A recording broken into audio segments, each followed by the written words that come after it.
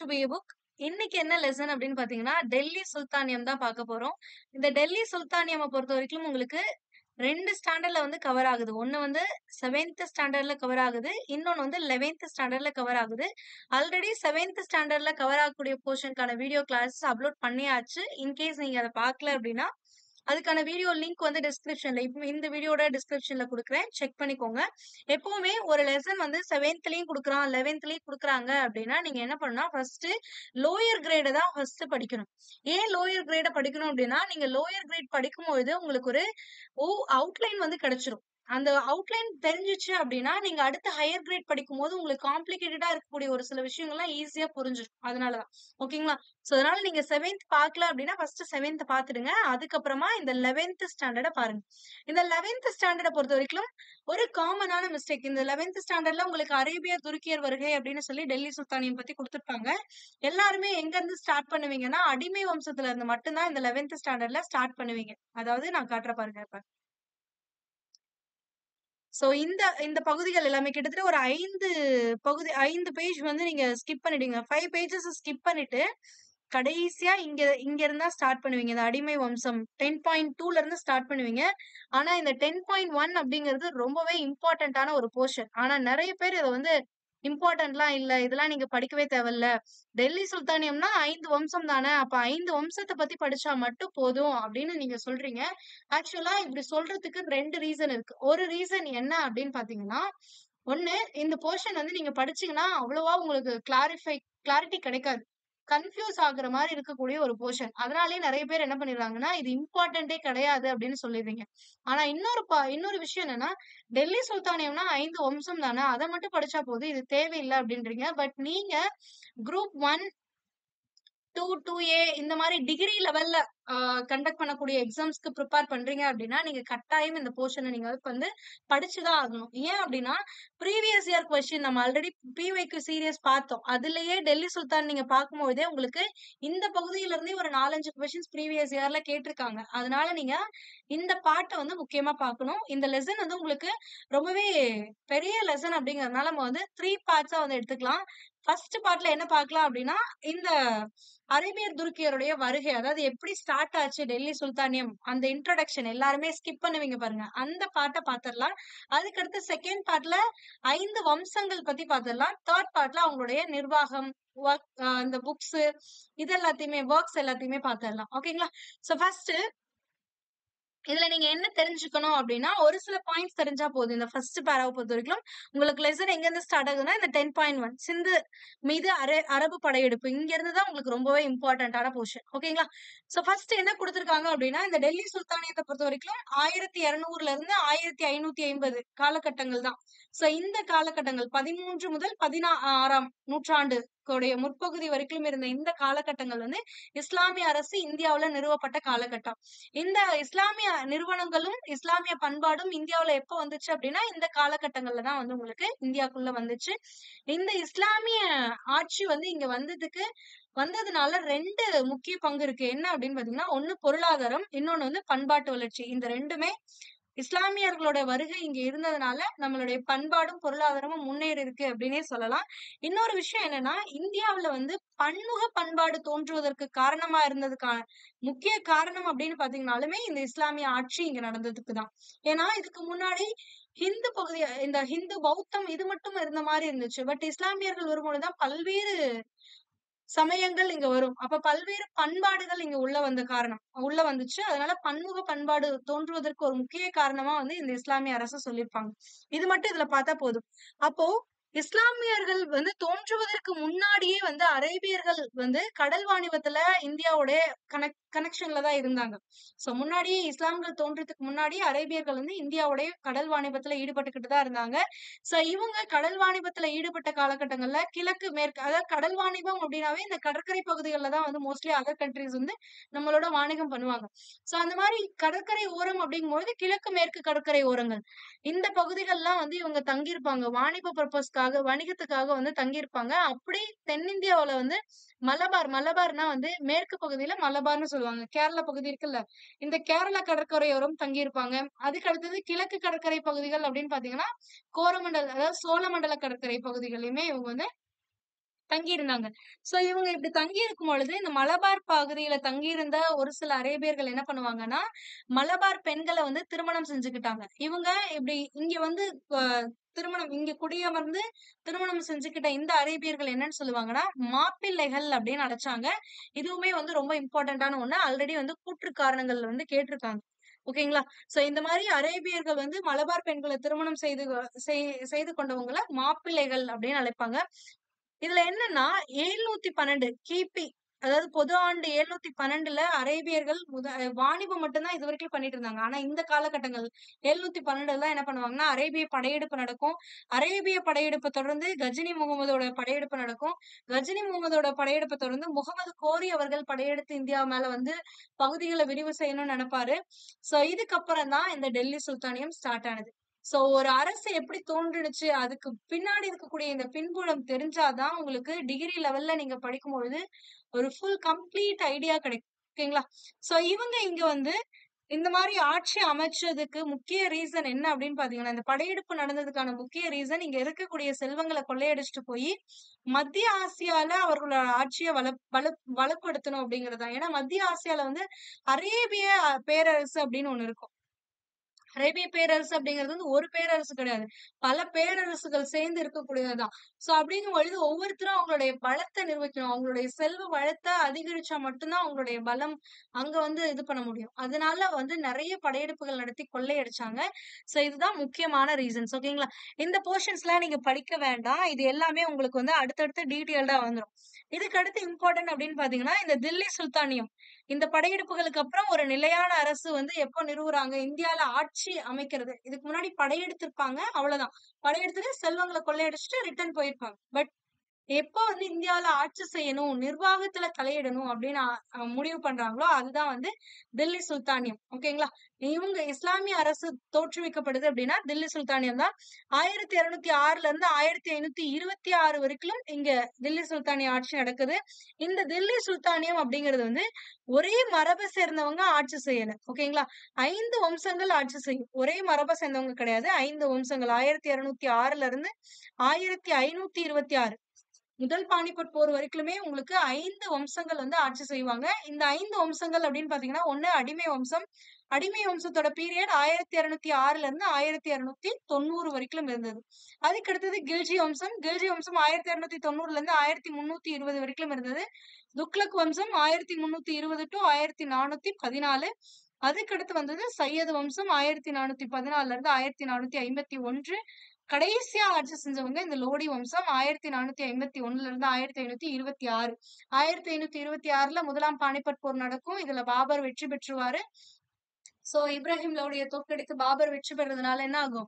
முகலாய பேரரசு டெல்லி சுல்தானிய முடிவுக்கு வந்து அடுத்த முஸ்லிமுடைய ஆட்சி தான். முகலாய பேரரசு வந்து உருவாக்கப்படுது. ஓகேங்களா? சோ அப்ப இவங்க ஆட்சி செஞ்சாங்க அப்படின்னு நம்மளுக்கு எப்படி தெரியும்? அந்த காலகட்டங்கள்ல இருந்த ஒரு சில வரலாற்று ஆதாரங்களை வச்சுதானே சொல்ல முடியும். அப்படி நம்மளுக்கு கிடைச்ச வரலாற்று ஆதாரங்கள். இது வந்து உங்களுக்கு கொஸ்டின் பார்ட் ரொம்பவே இம்பார்ட்டன்ட். ஏன் கொஸ்டின் பார்ட் அப்படின்னு சொல்றேன்னா, இந்த பகுதிகள்ல இருந்து உங்களுக்கு அடிக்கடி கேள்விகள் அதிக அளவுல கேட்கப்பட்டிருக்கு. ஓகேங்களா? சோ இதுல அல்பெருனி அப்படிங்கிறவங்க எழுதினத தாரிக் அல் ஹிந்த் அப்படிங்கிற ஒரு நூல். இந்த தாரிக் அல் ஹிந்த் அப்படின்னா தமிழ்ல என்ன சொல்லுவாங்கன்னா, இந்திய தத்துவ ஞானமும் மதமும். இது ஆக்சுவலா ஒரு அரபிய மொழியில எழுதின நூல். அந்த நூலோட பேர் என்னன்னா தாரிக் அல் ஹிந்த். தமிழ்ல இந்திய தத்துவ ஞானமும் மதம். சோ இதை எழுதினவங்க அல்பெருனி. இது கேட்பாங்க. நூல்கள் வந்து கூற்றுகள் கேள்வியில கேட்பாங்க. வேற நூலை கொடுத்துட்டு வேற இன்னொரு ஆசிரியர் கொடுத்துட்டு இவர்கள் எழுதினார்கள்னு கேட்பாங்க. அப்ப தவறு அப்படின்னு நீங்க சொல்லணும். கரெக்டா மேட்ச் த ஃபாலோயிங்ஸ்லயுமே இது கேட்டிருக்காங்க. நெக்ஸ்ட் வந்து மின்னஜ் உஸ் சிராஜ் அப்படிங்கிறவர் எழுதினதுதான் வந்து தபகத் இ நசிரி. இது வந்து உலக இஸ்லாமிய வரலாறுன்னு சொல்லுவாங்க. ஓகேங்களா? இதுவுமே அரபு மொழியில் எழுதப்பட்ட ஒரு நூல் தான். உலக இஸ்லாமிய வரலாறு. உலக இஸ்லாமியர்களுடைய வரலாறு பத்தி எழுதின நூல் தபகத் இ நசிரி. யார் எழுதினாங்கன்னா மின் ஹஜ் உஸ் சிராஜ் அவர்கள் எழுதினது. அதுக்கு அடுத்தது ஜியாவுத் பாரணி அவர்கள் எழுதினது தாரிக் இ ஃபெரோஷாகி. ஆக்சுவலா இதே நேம்ல இன்னொரு ஒர்க்குமே இருக்கும். இன்னொரு புக்குமே இருக்கும். சோ அது கன்ஃபியூஸ் பண்ணிக்காதீங்க. ஆத்தர் வந்து டிஃபரெண்ட் ஆத்தர். ஓகேங்களா? ஃபர்ஸ்ட் ஜாவுத் பாரணி அவர்கள் எழுதினது தாரிக் இ ஃபெரோஷாகி. அதாவது ஃபெரோஷ் துக்ளக் வரைக்கும் துக்ளக் வம்சம் வரைக்கும் நடந்த ஆட்சி காலங்கள். தில்லி சுல்தானியத்தோட வரலாறு 3 வம்சம். அடிமை வம்சம், கில்லி வம்சம், துக்ளக் வம்சம். கடைசியா ஃபெரோஸ் துக்ளக் வரைக்கும் நடந்த ஆட்சி காலத்தை பத்தி தான் இந்த புக்ல எழுதியிருப்பாங்க. இது தாரிக் இ ஃபெரோஷாகி. நெக்ஸ்ட் அமீர் குஷ்ரு அவர்கள் எழுதினது. அமீர் குஷ்ரு எழுதினது வந்து 2 ஒர்க் எழுதியிருப்பார், 2 புக் எழுதியிருப்பார். ஒண்ணு வந்து மிஃப்தா உல் ஃபுத்தா. இந்த மிஃப்தா உல் ஃபுத்தா அப்படிங்கிறது ஜலாலுதீன் கில்ஜியோட வெற்றிகள். அதாவது கில்ஜி வம்சம் இருக்குல்ல, இந்த கில்ஜி வம்சத்துல 2 ஆட்சியாளர்களை பத்தி படிப்பீங்க. ஒண்ணு வந்து ஜலாலுதீன், இன்னொன்னு வந்து அலாவுதீன் கில்ஜி. இந்த ஜலாலுதீன் கில்ஜிகளோட வெற்றிகளை பத்தி சொல்லக்கூடியது மிஃப்தா உல் ஃபுத்தா. கஜைன் உல் ஃபுத்தா அப்படிங்கிறது அலாவுதீனுடைய வெற்றிகளை பத்தி சொல்லக்கூடியது. ஓகேங்களா? இதுவுமே கேட்பாங்க, செப்பரேட்டா கேட்பாங்க. எந்த புக் யாரோட வெற்றிகள் அப்படின்னுட்டுமே கேட்பாங்க. அதுக்கு அடுத்தது இந்த துக்ளக் நாமா அப்படிங்கிறது பாரசீக மொழியில் எழுதப்பட்ட துக்ளக் வம்ச வரலாறு. துக்ளக் வம்சத்தை பத்தி மட்டும் எழுதின ஒரு நூல் தான் வந்து இந்த துக்ளக் நாமா. இந்த எந்த லாங்குவேஜ் எழுதியிருக்காங்கன்னா பாரசீக மொழியில. அதுக்கு அடுத்தது சம்சி சிராஜ் அபிப் அப்படிங்கிறவர் எழுதினதுதான் தாரிக் இ ஃபெரோஜ் ஷாகி. நான் ஆல்ரெடி சொன்னேன், தாரிக் இ ஃபெரோஸ் ஷாகி அப்படின்னா ஜியாவுத் பாரணி எழுதுனது. வந்துச்சு அப்படின்னா இந்த இடத்துல வந்துச்சு அப்படின்னா இது வந்து ஜியாவுதீன் பாரணி எழுதுனது. இதுவே இச்சு வந்துச்சு, தாரிக்கி ஃபெரோஜ் ஷாஹி அப்படின்னு வந்துச்சு அப்படின்னா இது வந்து சம்சி சிராஜ் அபிப் எழுதுனது. சிராஜ் இச்சு வருதா, அப்ப இங்கேயும் இச்சு வரும் அப்படின்றத ஞாபகம் வச்சுக்கோங்க. இவர் எழுதுனதுதான் இதுவுமே வந்து அதே மாதிரிதான் பாரசீக மொழியில எழுதின ஒரு தில்லி சுல்தானியத்தை பத்தி எழுதின ஒரு நூல் தான். ஆக்சுவலா இந்த ஜியாவுதீன் பாரணி எழுதினாங்கல்ல, அவங்களோட குறிப்புகள் ஒற்றியே இருக்கும், ஒரே மாதிரியே இருக்கும் இந்த நூலுமே. அதுக்கு அடுத்தது குல்லாம் யாயா பின் ஹமட் அப்படிங்கிறவர் எழுதினதான் தாரிக் இ முபாரக் ஷாகி அப்படிங்கிற நூல். இது வந்து முபாரக் ஷாகி அப்படிங்கிறவர் யாருன்னா ஒரு சையத் வம்ச ஆட்சியாளர். இவரை பத்தி எழுதின நூல் தான் வந்து இந்த இவரை பத்தி தாரிக் இ முபாரக் ஷாகி அப்படிங்கிற ஒர்க்ல குல்லாம் யாஹ்யா பின் அகமது அப்படிங்கிற ஆத்தர் எழுதியிருப்பார். அடுத்தது ஃபெரிஸ்டா அப்படிங்கிறது வந்து என்னன்னா இந்தியாவில் இஸ்லாமிய ஆட்சியுடைய வரலாறு. இந்தியாவுல இஸ்லாமிய ஆட்சி எப்படி நடந்துச்சு அப்படிங்கறத பத்தி எழுதின நூல் தான் வந்து இந்த ஃபெரிஸ்டா அப்படிங்கிறது. இந்த நூலுமே வந்து பாரசீக மொழியில எழுதணும். ஓகேங்களா? சோ இவ்வளவுதான். இந்த ஒர்க்ஸ் பாத்துக்கோங்க, இந்த டியூரேஷன் பாத்துக்கோங்க. இந்த டியூரேஷன்ல இன்னொன்னு என்ன கேட்பாங்கன்னா ஷார்டஸ்ட் பீரியட் யாரு, அதாவது குறுகிய ஆட்சி எந்த வம்சம் வந்து குறுகிய காலம் ஆட்சி செஞ்சுச்சு, எந்த வம்சம் வந்து அதிக காலம் ஆட்சி செஞ்சுச்சு, இந்த மாதிரி எல்லாம் கொஸ்டின்ஸ் எல்லாம் ஆல்ரெடி கேட்டிருக்காங்க. அதனால இந்த டியூரேஷன்ஸ் ரொம்பவே இம்பார்ட்டன்ட். நெக்ஸ்ட் பாத்தீங்க அப்படின்னா வெஸ்டின் பார்ட்டான சிந்து மீது அரபு படையெடுப்பு. இது ரொம்பவே இம்பார்ட்டன்டான ஒண்ணு. இது வந்து ஒரு ஸ்டோரி மாதிரி சொல்றேன், ஞாபகம் வச்சுக்கோங்க. இங்க பாத்தீங்க அப்படின்னா புரியாது, ஏன்னா இங்க நிறைய பாயிண்ட்ஸ் வந்து மிஸ் பண்ணிருக்காங்க உங்களுக்கு. சோ அதனால இங்க புரியாது. பட் ஒரு ஸ்டோரி சொல்றேன், இதை வச்சு ஞாபகம் வச்சுக்கோங்க. ஓகேங்களா? ஆக்சுவலி இங்க இருக்கக்கூடிய பாயிண்ட்ஸ் நீங்க பாக்கிறதுக்கு முன்னாடி ஒரு மேப் காட்டுறேன், அதை பாத்துடுங்க. அதுக்கப்புறம் இந்த ஸ்டோரி வந்து ரொம்ப ஈஸியா புரிஞ்சும். ஆக்சுவலா நான் உங்களுக்கு ஜியாகிரபி ஃபர்ஸ்ட் கிளாஸ் என்ன சொல்லியிருக்கேன், மேப் வந்து கிளியரா ரீட் பண்ணுங்க, அப்பதான் நிறைய விஷயம் ஹிஸ்டரி படிக்கும்போது புரியும் அப்படின்னு சொன்னேன். எத்தனை பேர் மேப்பை ரீட் பண்ணீங்கன்னு தெரியல. ஓகேங்களா? சோ பாக்கலாமா? சோ ஆக்சுவலா என்னன்னா இந்த பகுதி இருக்கு பாருங்க, இப்போ இந்தியாவுடைய அவுட்லைன் இங்க இருக்கு. பட் முன்னாடி எல்லாம் இது எல்லாமே சேர்த்துதான் ஹிந்து பகுதி அப்படின்னு சொல்லுவாங்க. ஓகேங்களா? சோ இந்த இடத்தான் வந்து என்னன்னு சொல்லுவாங்கன்னா இப்ப இருக்கக்கூடிய சிந்து மாகாணம் இருக்கிறது, இதுதான் வந்து சிந்து பகுதி அப்படின்னு சொல்லுவாங்க. இந்த பகுதியில யார் ஆட்சி செஞ்சுட்டு இருப்பாங்கன்னா தாகீர் அப்படிங்கிறவர் ஆட்சி செஞ்சுக்கிட்டு இருப்பாரு. அதாவது 712 காலகட்டங்கள் கிபி 712 காலகட்டங்கள்ல தாகீர் வந்து இந்த சிந்து பகுதியை ஆட்சி செஞ்சுட்டு இருப்பாங்க. சோ அரேபியர்கள் வந்து வணிகத்துல ஈடுபட்டு இருக்காங்கன்னு சொன்னோமா, இங்க இருக்குமா இந்த சவுதி அரேபியா, ஓமன், ஏமன் இதெல்லாம் இந்த பகுதியில இருந்தது. சோ இவங்க இங்க இருந்து இங்க கடல் வாணிபம் வந்து பண்ணுவாங்க. அதே மாதிரி தரைவழி வாணிபமுமே பண்ணிட்டு இருப்பாங்க. தரைவழி வாணிபமும் நடக்கும். அதே மாதிரி இங்க இருக்க அரேபியர்கள் வந்து கடல் வழி வாணிபத்திலயும் ஈடுபட்டு இருப்பாங்க. ஆக்சுவலா என்ன பண்ணுவாங்க அப்படின்னா ஹஜஸ் பின் யூசுப் அப்படிங்கிறவர் வந்து இந்த ஈரானுடைய அரபு ஆளுநரா இருப்பாரு. சோ அவர் என்ன பண்ணுவாரு அப்படின்னா இந்த மாதிரி நாங்க கடல்வழி வாணிபத்துல ஈடுபடும் போது எங்க கடற்கொள்ளையில வந்து இந்த சிந்து பகுதியை சேர்ந்தவங்க ஈடுபடுறாங்க. அதாவது அரசர் தாகீர் வந்து கடற்கொள்ளையில ஈடுபடுறாரு, இதை நம்ம வந்து ஒடுக்கி ஆகணும் அப்படின்னு சொல்லிட்டு இந்த அரபு அரச ஆளுநரா இருக்கக்கூடிய ஹஜஸ் பின் யூசுப் என்ன பண்ணுவாருன்னா 2 படை அனுப்புவாரு. அதாவது ஒண்ணு வந்து தரைவழியிலையும் இன்னொரு படை வந்து கடல்வழி படை. இந்த 2 படை அனுப்புவாரு. தாகீரை வந்து அடக்கிட்டு வாங்க, வான் பண்ணிட்டு வாங்க அப்படின்னு சொல்லிட்டு இங்க இருந்து இந்த ஹஜஸ் பின் யூசுப் வந்து 2 படைய அனுப்புவாரு. சோ இந்த தாகீர் என்ன பண்ணுவாருன்னா இந்த மாதிரி 2 படையுமே வந்து வந்த 2 படையுமே வந்து தோற்கடிச்சிருவாரு. தோற்கடிச்சிட்டு தாகீர் வின் பண்ணிடுவாரு.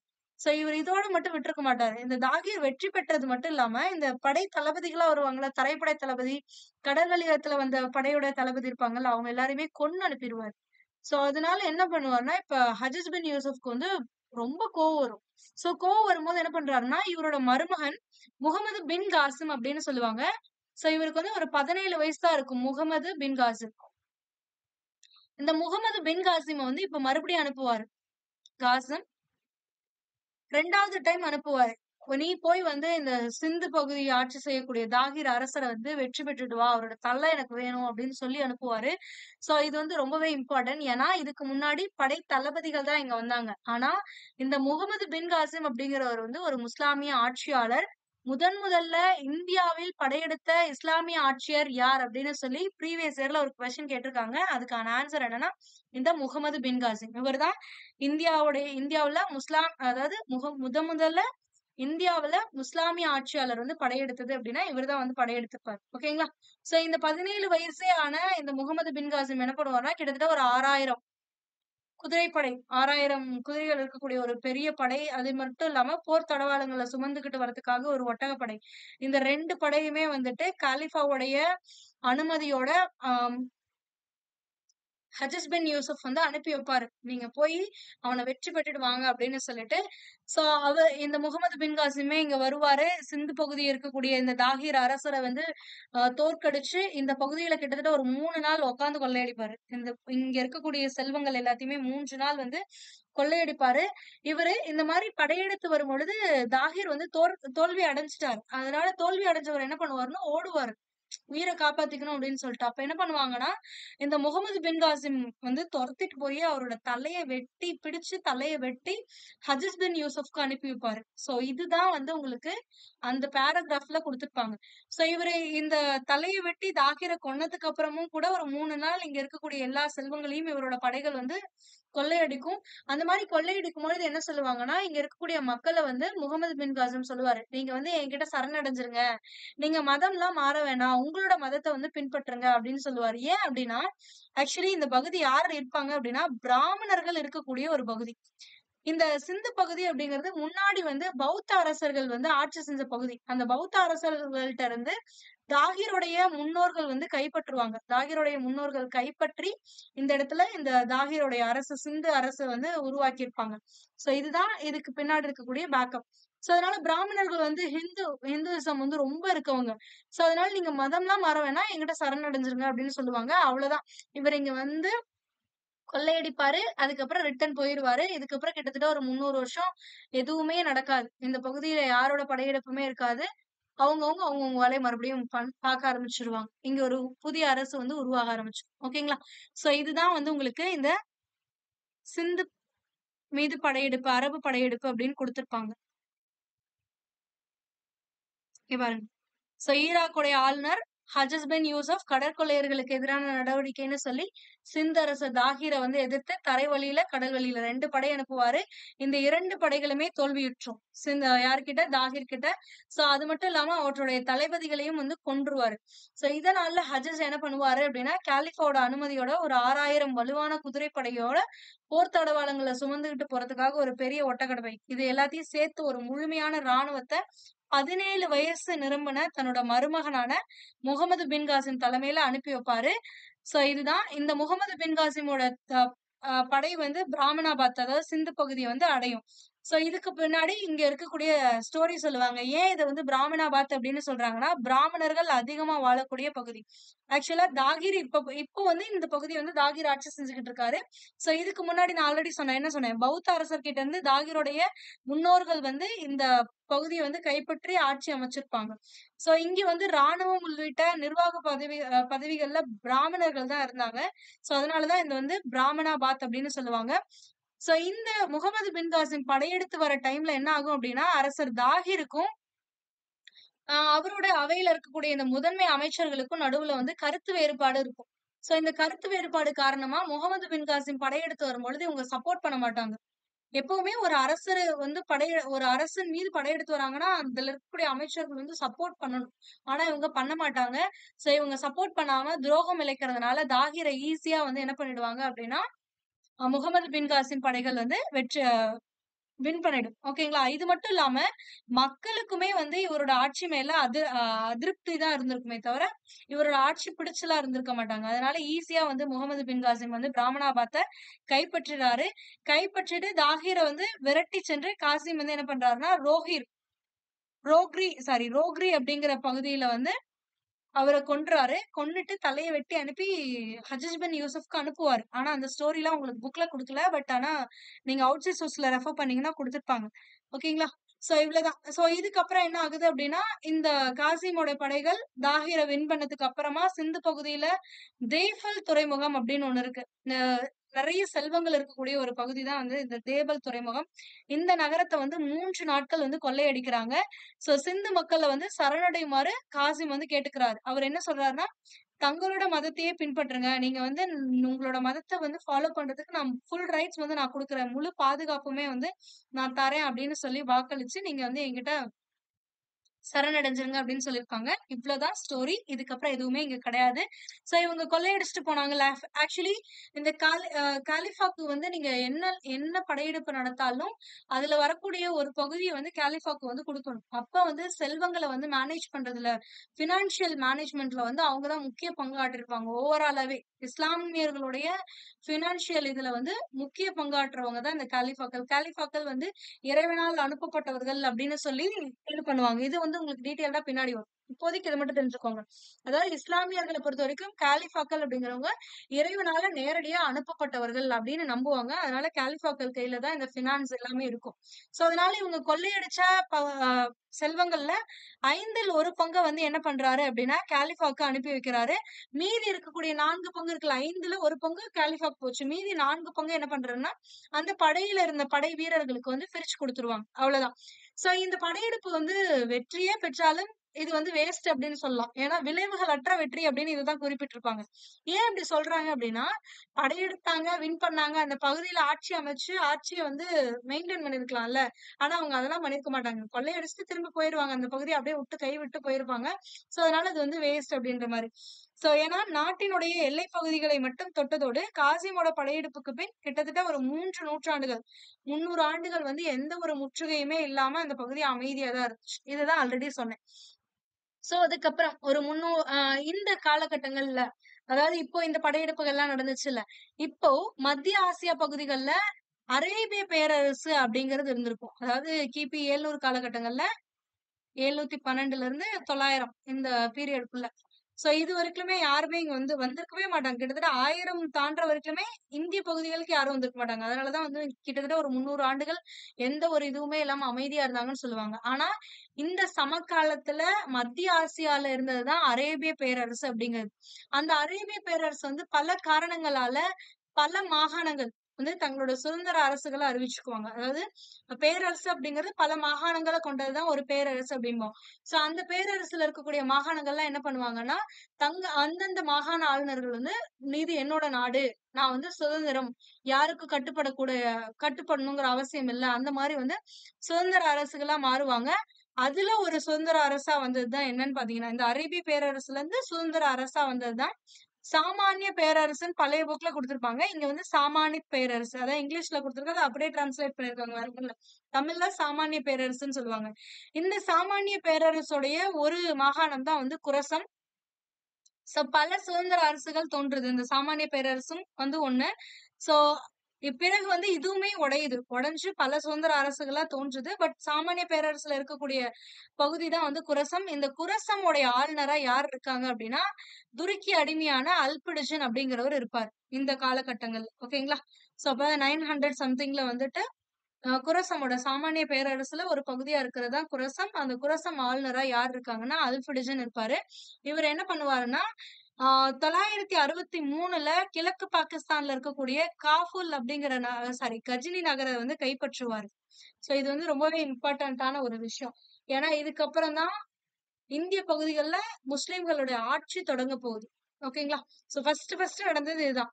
அல்பிடிஜன் அப்படிங்கிறவர் என்ன பண்ணுவாருன்னா 963ல ஆப்கானிஸ்தான்ல கஜினி நகரை வந்து கைப்பற்றுவார். அதாவது இந்திய பகுதிகளுக்கு மேலதான் இருக்கு. ஆனா இந்திய பகுதிகளோட பார்டரை தாண்டி பார்டர் கிட்ட இருக்கக்கூடிய ஒரு பகுதி. சோ இவரு அங்க ஆளுநர் குரசம் பகுதியில் ஆளுநரா இருக்காரு. அட் த சேம் டைம் 1963ல என்ன பண்றாருன்னா கஜினி பகுதியை கைப்பற்றி என்ன பண்றாருன்னா ஒரு சுதந்திர அரசை நிறுவுறாரு. ஆனா இவர் ஆட்சி அமைச்சதுக்கு அப்புறம் இறந்துடுறாரு. இறந்ததுனால என்ன ஆகுது அப்படின்னா இவருக்கு அடுத்து யார் ஆட்சி செய்யறது அப்படின்னு ஒரு குழப்பம் நிலவுது.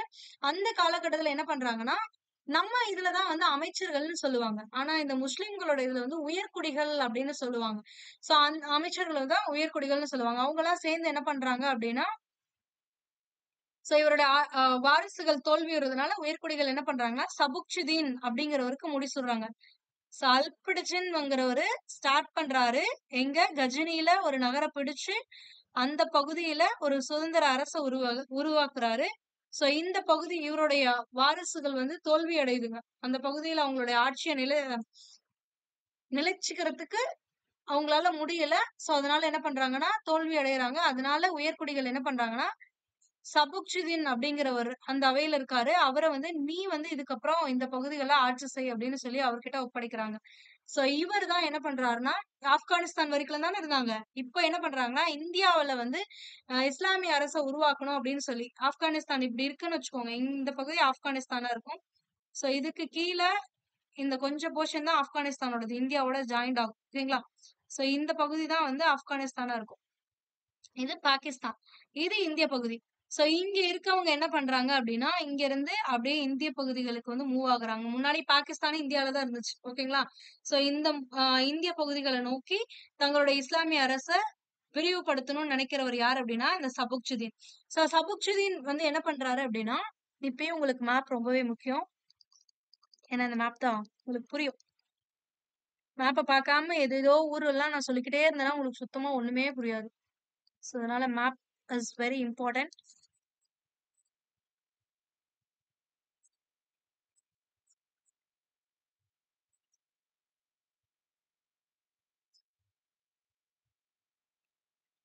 சோ இந்த பார்டர் இருக்கு பாருங்க. இது இப்ப இருக்கக்கூடிய இந்தியாவோட பார்டர். ஓகேங்களா? இப்ப பாகிஸ்தானோட பார்டர் இது. பட் இதுக்கு முன்னாடி இது எல்லாமே ஒரே பகுதியா தான் இருந்துச்சு. ஓகேங்களா? சோ இங்க இருக்கிறது தான் ஆப்கானிஸ்தான். இந்த ஆப்கானிஸ்தான்ல தான் என்ன பண்றாரு அப்படின்னா அல்பிடிஜின் வந்து கஜினி பகுதியை கைப்பற்றி இங்க ஒரு சுதந்திர அரசை நிறுவுறாரு. அது மட்டும் இல்லாம மேல இருக்கும் இங்க குரசம் இருக்கும். இந்த குரசம் பகுதியிலுமே அதாவது மத்திய ஆசிய பகுதிகள்ல சாரி சாமானிய பேரரசு இந்த இடத்துல இருக்கும். இந்த குரசம் பகுதியிலுமே வந்து உங்களுக்கு என்னன்னா ஒரு மாகாணத்தை வந்து இவர் ஆட்சியில தான் இருக்கும். அல்பிடிஜின் கையில தான் இருக்கும். ஓகேங்களா? ஒரு மாகாண ஆளுநரா இங்க இருப்பாரு. இங்க ஒரு சுந்தர அரசன் நிறுவுவார். சோ இவருக்கு அடுத்து யார் வர்றாருன்னா சபுக்சுதீன் வருவாரு. இந்த சபுக்சுதீன் தான் என்ன பண்ணுவாருன்னா கஜினி பகுதியில இருந்து நம்மளோட ஆட்சியை வந்து இப்படி விரிவுபடுத்தணும் அப்படின்னு சொல்லி படையெடுத்து வர ஆரம்பிப்பாரு. சோ அப்படி என்ன பண்ணுவாரு அப்படின்னா இந்த காலகட்டத்துல இந்த கஜினி பகுதி மட்டும்தானே இவங்க கிட்ட இருந்துச்சு. பட் காபூல், காந்தஹார் அப்படின்னு ஒரு சில பகுதிகள் இருக்கு. இங்க இருக்கும். கஜினி இங்க இருக்குன்னா காபூல், காந்தஹார் அப்படிங்கிற பகுதிகள்லாம் இந்த ஆப்கானிஸ்தான்லயே இருக்கக்கூடியது. ஆப்கானிஸ்தான்ல ஒரு பகுதி தான் அவங்க கையில இருக்கு. மீதி பகுதியெல்லாம் வந்து ஷாஹி அப்படிங்கிற ஒரு வம்சத்துக்கிட்ட இருக்கும். இந்த ஷாஹி அரசரா யார் இருப்பாங்க அப்படின்னா சபுக்ஜிதீன் இருக்கும் பொழுது ஜெயபாலர் அப்படிங்கிறவர் இருப்பாரு. ஆக்சுவலா கஜினி பகுதியுமே இவங்க கிட்ட இருந்ததுதான். இததான் வந்து என்ன பண்ணிருப்பாருன்னா அல்பிடிஜன் வந்து கைப்பற்றி அங்க ஒரு சுதந்திர அரசை நிறுவியிருப்பாரு. சோ அப்ப சபுக்ஜிதின் ஆட்சி மாறும் பொழுது என்ன பண்ணுவாருன்னா ஜெயபாலர் நம்மளோட முன்னாடி நம்ம பகுதியா தானே இருந்துச்சு. அப்ப நம்ம பகுதி வந்து மறுபடியும் மீட்டெடுக்கணும் அப்படின்னு சொல்லி இந்த சபுக்ஜிதனோட போர் புரிவாரு. ஆனா சபுக்ஜிதனோட போர் புரியும் பொழுது என்ன ஆகும் அப்படின்னா ஜெயபாலர் வந்து தோத்துருவாரு. சாகியோட அரசரா இருக்கக்கூடிய ஜெயபாலர் தோத்துருவாரு. தோத்ததுனால தன்னோட நாட்டுக்கு போகணும். இப்ப இங்க போர் நடக்குது. சோ இங்க இருந்து நான் ரிட்டர்ன் போகணும். என் பகுதிக்கு போகணும். நான் மத்தவங்களோட எல்லையில இருக்கேன். அதனால என்னோட உயிர் முக்கியம் அப்படிங்கறனால என்ன பண்ணுவாங்கன்னா ஒரு அமைதி உடன்படிக்கைக்கு வருவாங்க. யாருக்கும் அப்படின்னா சபுக்ஜிதனுக்கும் ஜெயபாலருக்கும் நடுவுல ஒரு அமைதி உடன்படிக்கை நடக்கும். சோ அதுல ஜெயபாலர் என்ன பண்ணுவாருன்னா இல்ல நீங்களே வச்சுக்கோங்க. நான் என்ன பண்றேன்னா உங்களுக்கு கப்பம் கட்டுறேன் அப்படின்னு சொல்லிடுவாரு. ஏன்னா இவர் தோத்ததுனால இந்த பகுதிகளுமே இவங்க கைக்கு வர மாதிரி இருக்கு. அதனால என்ன பண்ணுவாருன்னா நான் உங்களுக்கு கப்பம் கட்டுறேன். நான் வந்து அமைதியா உங்களோட ஆட்சியை ஏத்துக்கிறேன் அப்படின்னு சொல்லிட்டு ஜெயபாலர் என்ன பண்ணிடுவாருன்னா இங்க ரிட்டர்ன் வந்துருவாரு. இவர் இங்க ரிட்டர்ன் வந்ததுக்கு அப்புறம் என்ன பண்ணுவாருன்னா அப்போ இவர் அக்செப்ட் பண்ணிக்கிட்டாருல நான் கப்பம் கட்டுறேன்னுட்டு. அதனால இங்க சபுக்ஜிதன் என்ன பண்ணுவாருன்னா ஒரு சில ஆட்சியாளர்களை இந்த பகுதிகளில் நியமிப்பாரு. இந்த காபூல், காந்தகார் அதாவது ஷாகி பகுதியில நியமிப்பாரு. ஆனா ஜெயபாலர் எப்ப ஷாகி பகுதிக்கு வந்த உடனே என்ன பண்ணிடுவாருன்னா சபுக்ஜிதன் நியமிச்ச அந்த ஆட்சியாளர்கள்லாம் இருக்காங்கல்ல சும்மா அந்த கப்பம் வந்து வசூலிக்கிறதுக்காக இருப்பவங்க. சோ அவங்கள எல்லாத்தையுமே கொன்றுவாரு. கைது செய்வாரு, கொல்றுவாரு. இந்த மாதிரி இந்த அமைதி உடன்படிக்கையை வந்து மீறுவார். மீறி மறுபடியும் கலகத்துல ஈடுபடுவார். ஓகேங்களா? இதுதான் பேக்கப் ஸ்டோரி. சோ இங்க இருக்கிறது வந்து நீங்க தெரியணும். எங்கன்னா, இது எல்லாமே இந்த அவுட்டர் சைட் சாகி அப்படிங்கிற பகுதியில நடக்கக்கூடியது தான். ஆனா இந்த சபுக்ஷுதீன் தான் இந்த பகுதிகள் அப்படியே இங்கிருந்து கொஞ்சம் கொஞ்சமா இப்படி வந்துட்டு, இந்திய பகுதிகளுக்கு வரணும்னு நினைக்கிறவரு.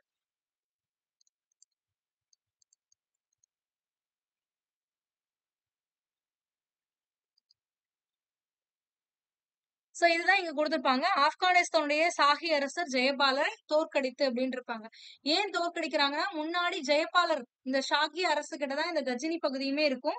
அவங்க கிட்ட இருந்து தான் அல்புடிஜன் வந்து பிடுங்கியிருப்பாரு. பிடுங்கி அவங்க சுதந்திர அரசிய உருவாக்கியிருப்பாரு. சோ அப்படிங்கும்போது ஆட்சி மாறுது. அல்புடிஜன் கிட்ட இருந்து சபுக்ஷுதீனுக்கு ஆட்சி மாறும் பொழுது இவங்க ஒரு ட்ரை பண்றாங்க. நம்மளுடைய பழைய பகுதிகள வந்து மீட்டெடுக்கலாம் அப்படின்னு. அப்படி மீட்டெடுக்க அந்த போர் நடக்கும்பொழுது ஜெயபாலர் வந்து தோத்துடுறாரு. சபுக்ஷுதீன் வின் பண்ணிடுறாரு.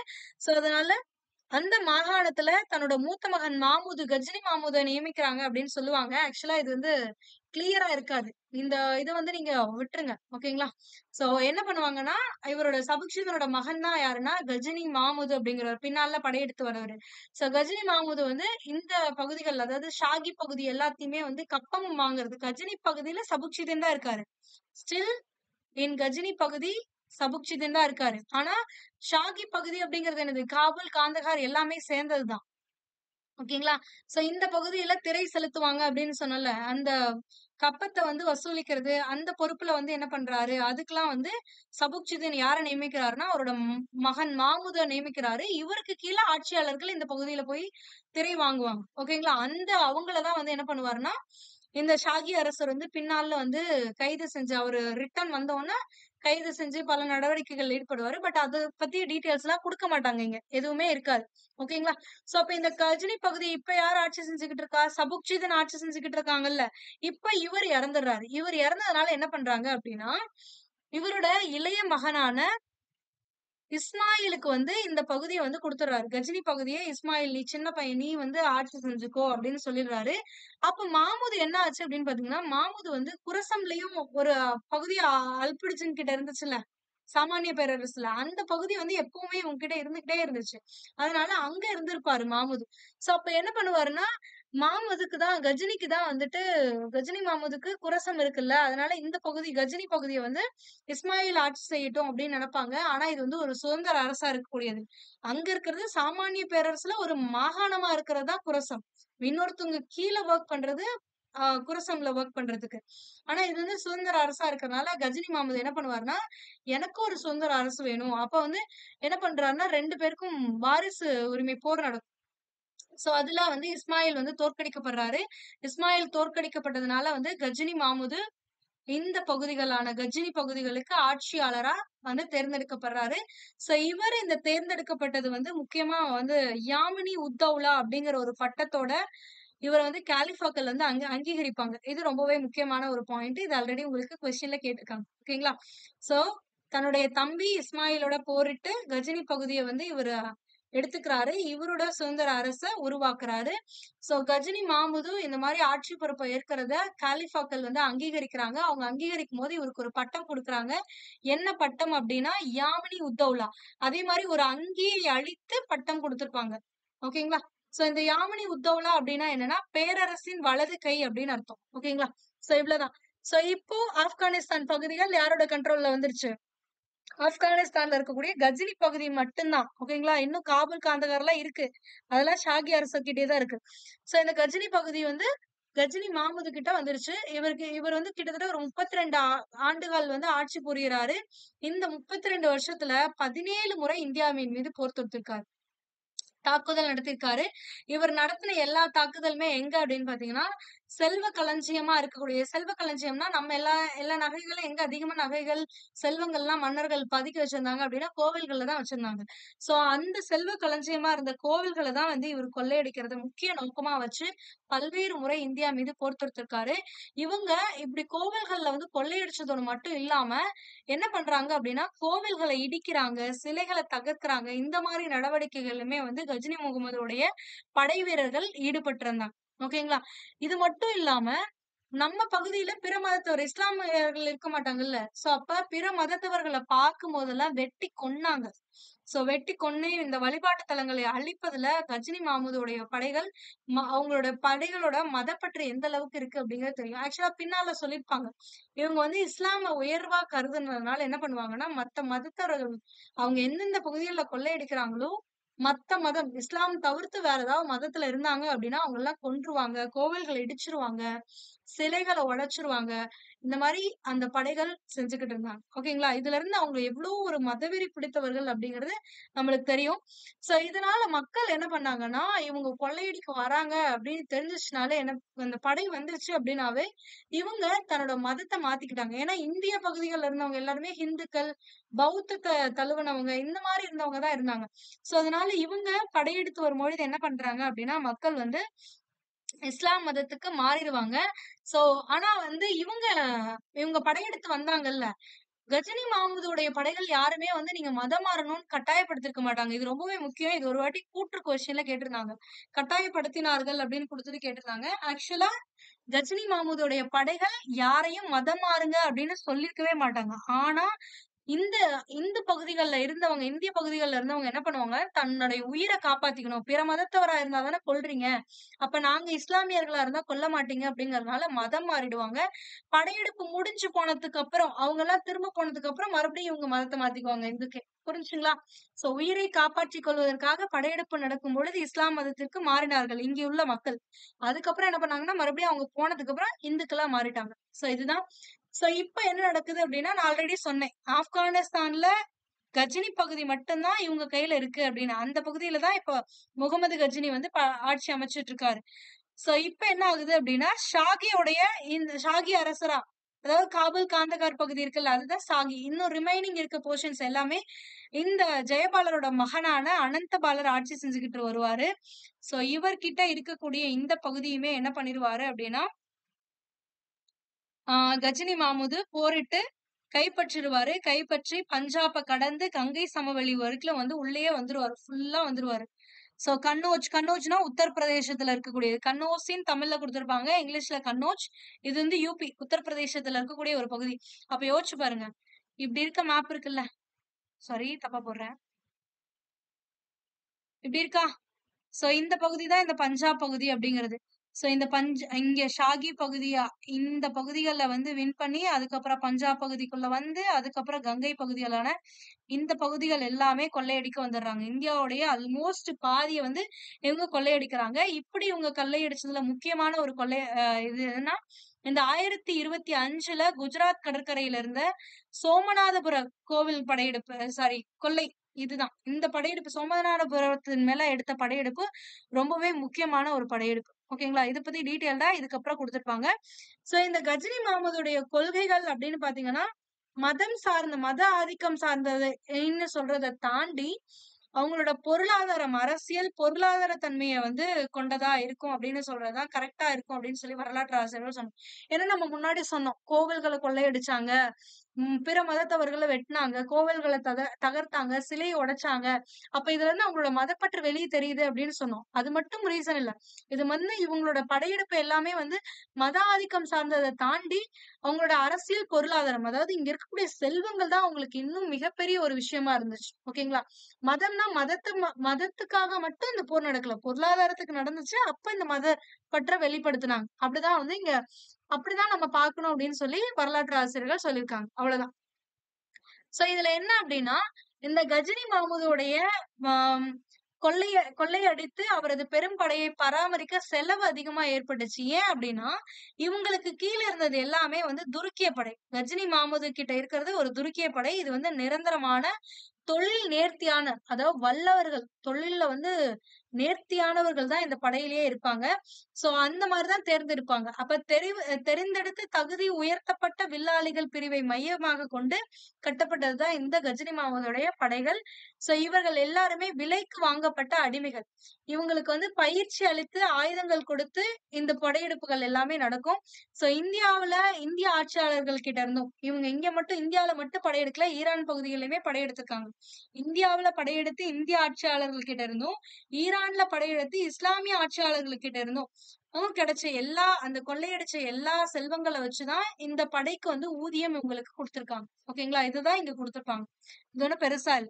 இதுல இன்னொரு விஷயம் என்ன கொடுத்திருக்காங்க அப்படின்னா, இந்த மாதிரி படையெடுப்பு நடத்துனாங்கல்ல, சோ இத வந்து வரலாற்றாளர்கள் வந்து மிகைப்படுத்தி கூறியிருக்காங்க. பாரசீக குறிப்புகள்ல மிகைப்படுத்தி சொல்லியிருப்பாங்க. என்ன அப்படி மிகைப்படுத்தினாங்கன்னா, இந்த மாதிரி கொள்ளையடிச்சது அப்போ அவ்வளவு செல்வங்கள் இருந்துச்சு, அவ்வளவு கொள்ளையடிச்சுட்டு வந்தோம் அப்படின்னு பெருமையா அவங்க நூல்கள்ல எழுதியிருப்பாங்க. அப்படி என்ன சொல்லியிருக்காங்கன்னா, 1029ல ரேய் அப்படிங்கிற ஈரானிய நகரத்தை சூறையாடினப்போ கஜினி மாமூது வந்து கிட்டத்தட்ட 5 லட்சம் தினார்கள் மதிப்புள்ள ஆபரணங்களும் ஆஹ் நாணயங்களையும் 2,60,000 தினார்கள் மதிப்புள்ள நாணயங்களும் 30,000 தினார்கள் மதிப்பு இருக்கக்கூடிய தங்கம் வெள்ளி பாத்திரங்களும் இவருக்கு இந்த படையெடுப்புல 1029 ரேய் பகுதியில் எடுத்த படையெடுப்புல கிடைச்சிச்சு அப்படின்னு சொல்லி பாரசீக குறிப்பாளர்கள் வந்து குறிச்சிருப்பாங்க.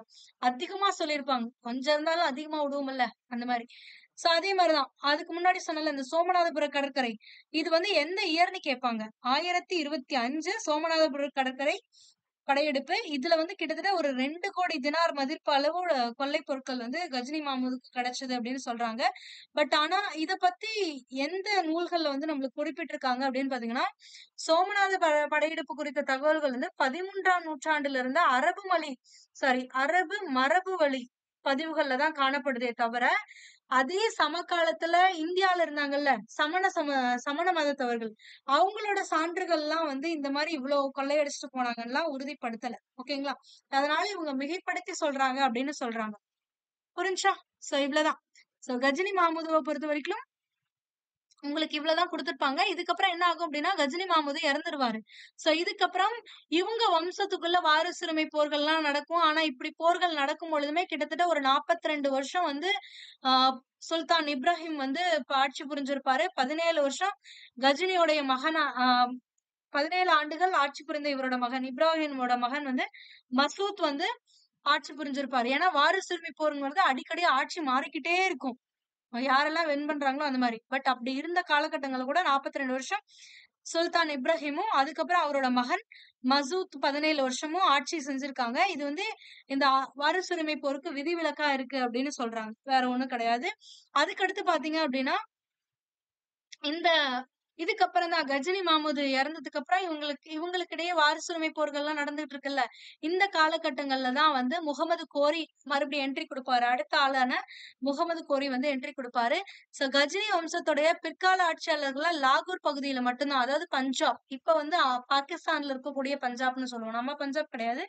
முன்னாடி ஒன்னா இருந்துச்சு, இப்போ வந்து லாகூர் நம்மளுது கிடையாது. சரிங்களா?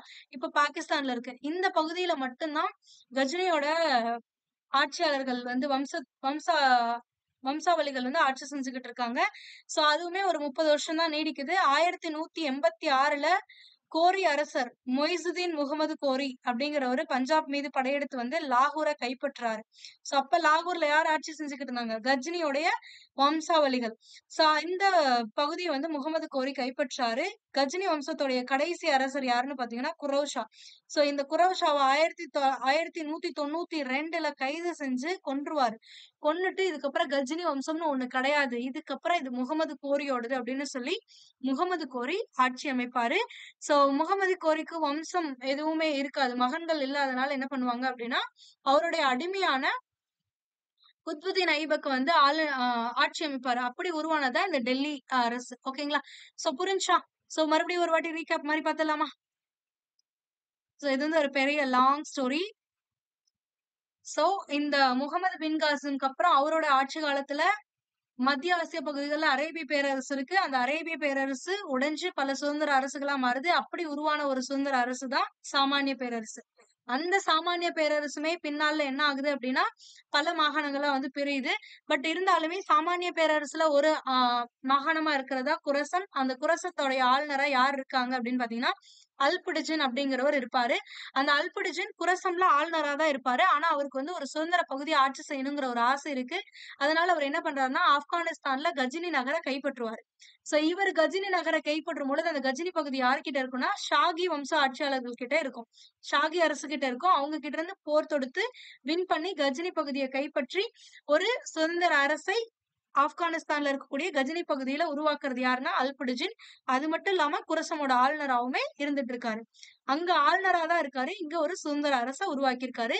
இவர் இறந்ததுக்கு அப்புறம் இவருடைய வம்சாவளிகள் வந்து சிறப்பா ஆட்சி செய்யல.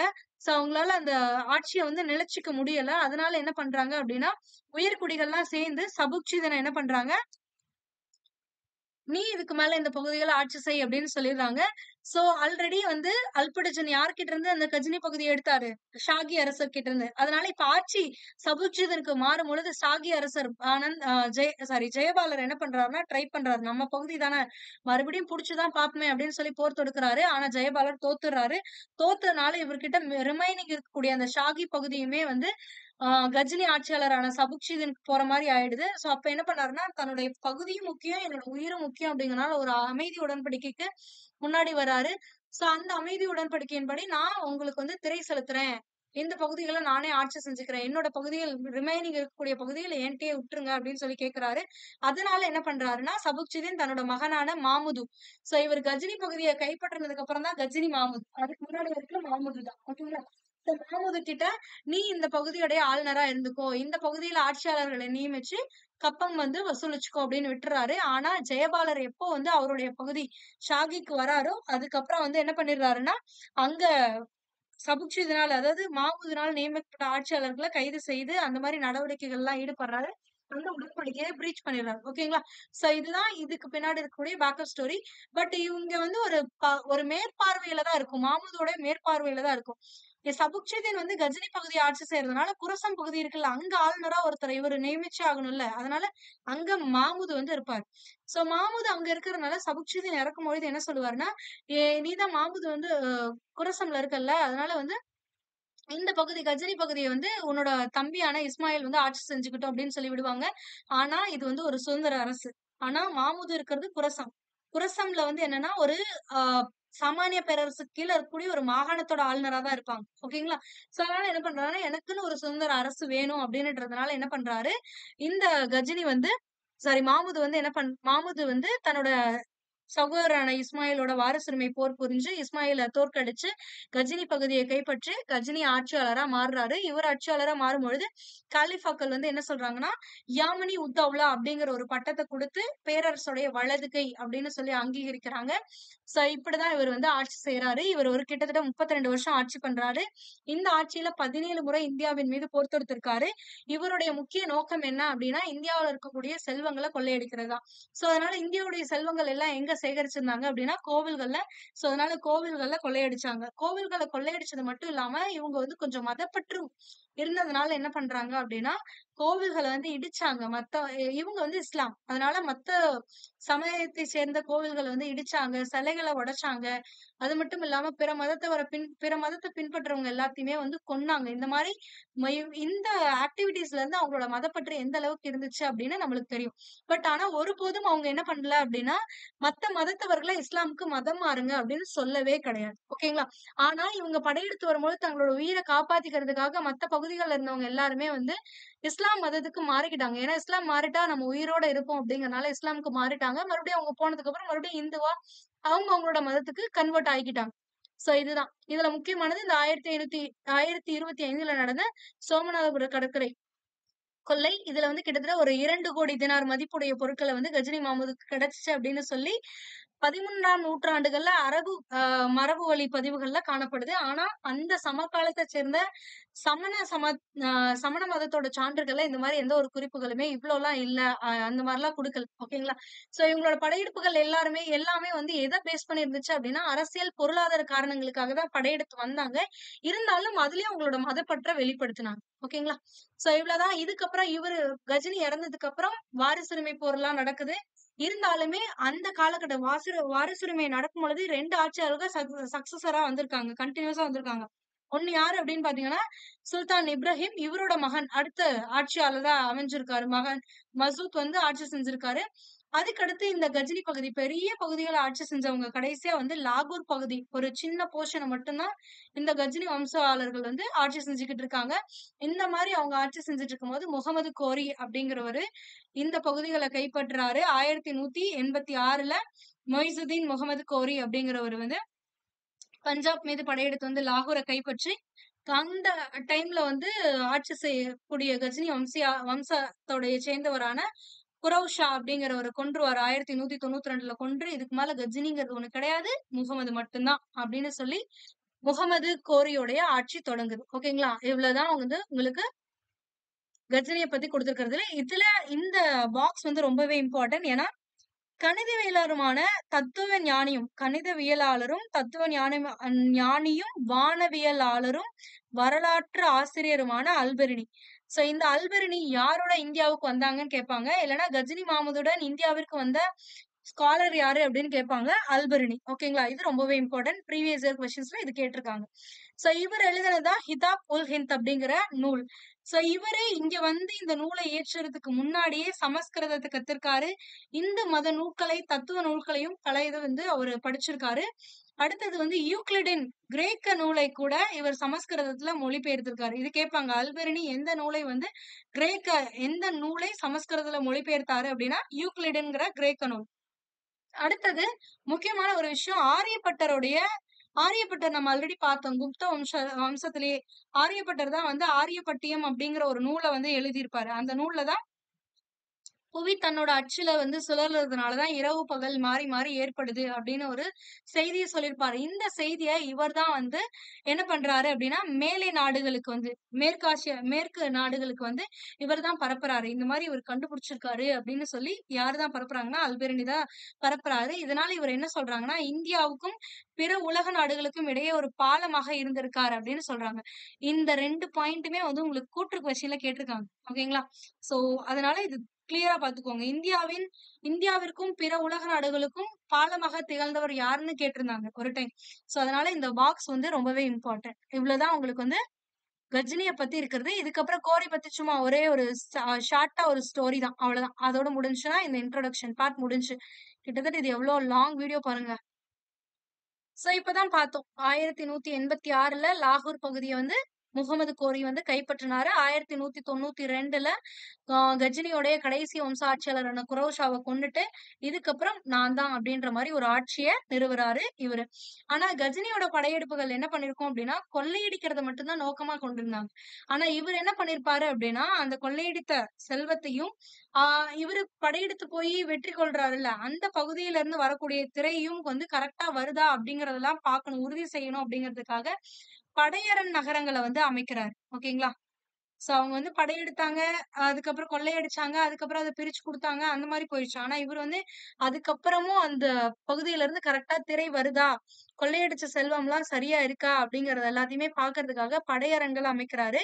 அது மட்டும் இல்லாம இவரு கைப்பற்றின நிலப்பகுதிகள்ல வந்து ஆட்சி அமைக்கிறாருல்ல அந்த பகுதிகள்ல முதலீடு செய்யறாருன்னா ஒண்ணும் கிடையாது. இந்த 1180ல இருந்து 190 வரைக்கும் நவீன பஞ்சாப், அதாவது இப்ப இருக்கக்கூடிய பஞ்சாப், இந்த இதுல சிந்து பகுதி அப்படிங்கிறது இதுல இருக்கிறது இப்போ பாகிஸ்தான்ல இருக்கிறது, பஞ்சாப், ஹரியானா மாகாணங்கள், இங்க எல்லாத்துலயுமே வந்து காவல் அரண்களை நியமிக்கிறாரு. காவல் அரண்கள் அப்படின்னா என்னன்னா படை எடுப்புக்கு அதாவது இப்ப வந்து இவரு ஒரு இடத்துக்கு போரிட்டு போறாரு அப்படின்னா இவருக்கு ஒரு படைபலம் வேணுமா, அதுக்காக உருவாக்கப்படுறதுதான் இந்த காவல் அரண்கள். இங்க வந்து யார் யாரெல்லாம் ராணுவத்துல சேர விரும்புறாங்களோ அவங்க எல்லாம் வந்து குடியேறிக்கலாம் இந்த காவல் அரண்கள்ல. சோ இந்த மாதிரி ராணுவத்துல சேரணும் அப்படின்னு வாய்ப்பு தேடிக்கிட்டு இருக்கவங்க யாருன்னா இந்த கூலிப்படைகள். ஏன்னா இந்த கூலிப்படையில அதாவது அந்த காலகட்டங்கள்ல இந்த கொள்ளையடிக்கிற செல்வங்கள்ல ஒரு பகுதி கிடைக்கும்ல அது வந்து பெரிய பணமா வரும். சோ அதனால எல்லாருமே என்ன பண்ணா ராணுவ படையில சேர்ந்துடணும் அப்படின்னு தெரிஞ்சுக்கிட்டு இருந்த எல்லாருமே வந்து இந்த காவல் அரண்கள்ல வந்து குடியேறுறாங்க. ஓகேங்களா? சோ இவ்வளவுதான். சோ 1190ல சுல்தான் வந்து என்ன பண்றாரு அப்படின்னா படைத்தளபதிகள்ல இருந்து அடிமைகள்ல இருந்தும் படை தளபதிகளா இருந்தவங்க இவர் கைப்பற்றிய பகுதிகளில் படைத்தளபதிகளா நியமிச்சிருப்பாங்கல்ல அவங்கள்ல இருந்தும் இவர்கிட்ட இருக்கக்கூடிய படை தளபதிகளை அடிமைகள்ல இருந்து தேர்ந்தெடுப்பார். சாரி, ஓகேங்களா? சோ இவர் கைப்பற்ற பகுதிகளுக்கு தளபதிகளை நியமிக்கணும் அப்படின்னா அந்த தளபதிகளை எப்படி தேர்வு செய்யறாங்கன்னா இவர்கிட்ட இருந்த அடிமைகள்ல இருந்தே தேர்வு செய்யறாரு. இது 1190கள்ல இந்த மாதிரி நடக்குது. அதுக்கப்புறம் போர் முறையிலையும் நிர்வாகத்திலையும் சிறப்பு பயிற்சி பெற்ற இந்த அடிமைகள் தளபதிகளா தேர்ந்தெடுக்கப்படுறாங்கல்ல, இந்த அடிமைகள் வந்து டிஃப்ரெண்ட் எப்படி அப்படின்னு பாத்தீங்கன்னா, வேலைக்கெல்லாம் அடிமைகள் வச்சிருப்பாங்க. தோட்டத்தை பாத்துக்க, அடுத்தது வீட்டு வேலைகள் செய்யறதுக்கு அண்ட் மற்ற வேலைகளை செய்யறதுக்குலாம் அடிமைகள் வச்சிருப்பாங்க. அந்த அடிமைகள்ல இருந்தெல்லாம் தளபதிகளை எடுக்க மாட்டாங்க. எங்க இருந்து தான் எடுப்பாங்கன்னா, போர் முறையில் நிர்வாகத்துல சிறப்பு பயிற்சி பெற்றிருப்பாங்கல்ல, அந்த அடிமைகளை தான் வந்து படை தளபதிகளா வந்து தேர்ந்தெடுப்பாங்க. சோ இந்த காலகட்டங்கள்ல, அதாவது இவரு இருந்த காலகட்டங்கள்ல வந்து முக்கியமான பகுதிகள் அப்படின்னு பாத்தீங்கன்னா, இந்த உஜ்ஜி, லாகூர், முல்தான் இந்த பகுதி தான். ஆல்ரெடி லாகூரை கைப்பற்றிட்டாரு. இப்போ 1186லயே லாகூர் வந்து இவரு கையில வந்துருச்சு. சோ இதுக்கப்புறம் வந்து என்ன பண்றாரு அப்படின்னா, லாகூர் பகுதிகள் இவர்கிட்ட தான் இருக்கு. இது மட்டும் இல்லாம 1175 லாகூருக்கு முன்னாடியே வந்து முல்தான் பகுதிகளை வந்து இஸ்மாயில் வம்ச ஆட்சியாளர்கள் கிட்ட இருந்து கைப்பற்றிருப்பாரு. சோ இந்த மாதிரி இஸ்மாயில் ஆட்சி வம்சாளர்கள் கிட்ட இருந்து முல்தான் பகுதியை கைப்பற்றும் பொழுது உச் பகுதியும் வந்து அவர்கிட்ட வந்திருக்கும். உச்கோட்டையுமே வந்து ஈஸியா வந்து அவருக்கு கிடைச்சிருக்கும். அதுக்கப்புறம் தான் இந்த லாகூர் பகுதி, இந்த 3 பகுதிகளுமே இப்ப யார் கையில இருக்கு அப்படின்னு பாத்தீங்கன்னா, முகமது கோரி பகுதியில இருக்கு. சோ இப்ப இவர் என்ன பண்றாருன்னா, இன்னும் போவோம் அப்படின்னு சொல்லி அப்படியே இந்திய பகுதிகளை நோக்கி வராரு. அப்படி நோக்கி வந்தப்பதான் குஜராத்ல சாளுக்கியர்கள், அபுமலைகள் பார்த்திருப்பீங்க. ஆரவல்லி மலைத்தொடர்ல வந்து அபுமலைகள் அப்படிங்கிறது ஜியாகிரபி படிக்கணும். புரியுதுங்களா? ஏன் ஜியாகிரபி இம்பார்ட்டன்ட் அப்படிங்கிறது இதுக்கு தான் ஃபர்ஸ்ட் லெசனை படிங்க படிங்கன்னு சொல்றது. ஜியாகிரபில ஃபர்ஸ்ட் லெசன் மேப் ரீடிங் கண்டிப்பா நீங்க வந்து பார்க்கணும். அதை நீங்க பார்க்கலனா கூட இந்த வீடியோல நான் வந்து பின் பண்றேன். நீங்க பாத்துருங்க. ஓகேங்களா? சோ இந்த குஜராத் சாளுக்கியர்கள் அல்ல அபுமலையில இருக்காங்க. இவங்களோட வந்து கோரி முகமது இந்த பகுதியும் கைப்பற்றணும்னு கோரி முகமது வந்து படையெடுத்து போறாரு. ஆனா அவருக்கு வந்து ஒரு மிகப்பெரிய தோல்வியே ஏற்படுது. 1179ல இந்த படையெடுப்புல தோத்துடுறாரு. அதனால இவர் என்ன பண்றாருன்னா, ஓகே இப்படி எல்லாம் போகக்கூடாது. குஜராத் பகுதியெல்லாம் போகக்கூடாது. அப்படியே இப்படி போயிரலாம் அப்படின்னு பாக்குறாரு. ஓகேங்களா? அதோ இந்த மாதிரி இருக்குமா இந்தியா? சோ கொஞ்சம் தப்பா தான் போடுறேன். மன்னிச்சுக்கங்க. சோ இந்த பகுதி குஜராத்தா? இங்க இருக்கு குஜராத். சோ இங்க முல்தான், லாகூர், உஜ் பகுதி இது எல்லாத்தையும் கைப்பற்றிட்டாரு. ஆல்மோஸ்ட் இந்த பகுதி வந்துட்டாரு. இப்போ அப்போலாம் இது இந்த பகுதியா தான் இருந்துச்சு. இந்த பகுதியை கைப்பற்றிட்டு அப்படியே இங்க வரும்னு பாக்குறாரு. இங்க வரும்போது அடி வாங்குறாரு. அதனால என்ன பண்றாருன்னா, இந்த பகுதியை விட்டுட்டு நம்ம இப்படி போயிரலாம் அப்படின்னு சொல்லி மறுபடி தன்னோட படையெடுப்பு போக்க வந்து மாத்திருப்பாரு.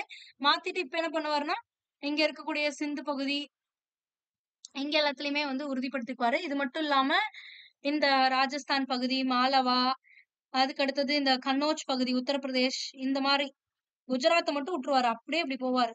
இந்த கங்கை நதி இருக்குல்ல, அத நோக்கி அப்படியே போவாங்க. சோ இதுதான். சோ இவரோட ஆட்சி காலத்துல நடந்த முக்கியமான 3 போர்கள், அடிக்கடி கேள்வி பகுதியில கேட்கக்கூடிய போர்கள் அப்படின்னா இதுதான். இதுல என்னன்னு பாத்தீங்கன்னா, ஃபர்ஸ்ட் பிரித்திவ் சௌகான். பிரித்திவ் சௌகான்னா என்னன்னு தெரிஞ்சுக்கோங்க. அஜ்மீர் பகுதியை ஆட்சி செஞ்ச ஒரு ரஜபுத்திரர் தான் வந்து இந்த பிரித்திவ் சௌகான். சோ இந்த பிரித்திவ் சௌகான் அப்படிங்கிற அஜ்மீர் பகுதி அப்படின்னா ராஜஸ்தான் பகுதியில இருக்கக்கூடியது. ஓகேங்களா? ராஜஸ்தான்ல இருக்கவங்கள தான் வந்து சௌகான்ஸ் அப்படின்னு சொல்லுவாங்க. இதுல அஜ்மீர் பகுதி ஆட்சி செஞ்சவர் தான் வந்து பிரித்திவ் சௌகான். சோ இவருடைய பகுதிகள்ல ராணுவ முக்கியத்துவம் வாய்ந்த அஜ்மீர் பகுதியில ராணுவ முக்கியத்துவம் வாய்ந்த ஒரு கோட்டை தான் வந்து தபகர் ஹிந்தா அப்படிங்கிற ஒரு கோட்டை. இந்த கோட்டையை வந்து முகமது கோரி வந்து தாக்குவாரு.